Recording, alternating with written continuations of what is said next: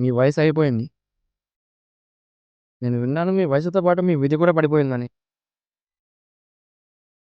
ఎంతసేపని మీరు విధి మీద కాయలు కాస్తారు అదృష్టరాజు గారు. ఓసారి మీ ఆట వదిలి మా బరిలోకి దిగి చూడండి. మమ్మల్ని ఓడించండి. బిడ్డ, నీ ఆట ఎప్పుడైతే ముగుస్తుందో అప్పుడు నా ఆట మొదలవుతుంది. నువ్వు గెలుపుని మనసులో పెట్టుకొని కూర్చుంటావో అప్పుడు నీ మీద నీకు నమ్మకం కంటే నీకు నా మీద నమ్మకం ఎక్కువ ఉండాలి. తన మీద తనకి నమ్మకం లేని వాడే తన లైఫ్ని విధి చేతిలో పెట్టి గడిపేశాడు. చివరికి వాడి చేతికి ఏమీ అందకపోతే అప్పుడు నా తలరాత ఇంతేనేమో, మొత్తం విధి చేతిలో ఉంది యూనివర్స్ అంటూ చెత్త కబుర్లు చెప్తాడు. నీ మీద నీకు అంత నమ్మకమా? జాగ్రత్త, అతి నమ్మకం అత్యంత ప్రమాదకరం. నువ్వెంత కష్టపడినా నీ గెలుపోటములను రీసెట్ చేసేది నేను. నేను అనుకుంటే ఎంతమంది జీవితాలనైనా నిలబెట్టగలను లేదా కూల్చేయగలను. అంటే మీ లెక్క ప్రకారం మేము ఏం చేయకూడదా?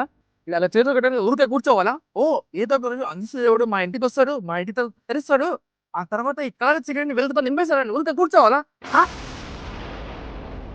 దీనికి సమాధానం నా దగ్గర లేదు.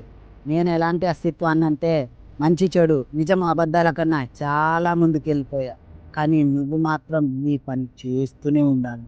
ఎందుకంటే నిన్ను గెలుపు మెట్ల వరకు చేర్చాల్సింది నేనే. నేను అదంతా నమ్మను. ఎందుకంటే నేను లైఫ్ అనేది ఒక పాచిక ఆటలాగా కాదు, ఒక చదరంగం లాగా చూస్తాను. చదరంగంలో లాగా గెలిపోవటంలో నా చేతిలో ఉంటాయి, నా మూవ్స్ నా చేతిలో ఉంటాయి, నీ చేతిలో కాదు.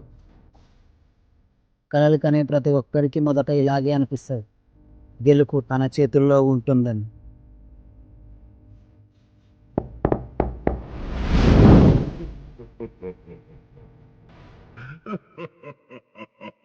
ఇప్పుడు నువ్వు నా ఆటలో ఉన్నావు. ఈ ఆట ఎలాంటిదంటే ఇక్కడ పైకెక్కించే నిచ్చెనలు ఉంటాయి, పాతాళానికి పంపించే పాములు ఉంటాయి. బాగా ఆలోచించి పాచికలు వేయి. చూద్దాం నువ్వు గెలుస్తావో ఓడతావో.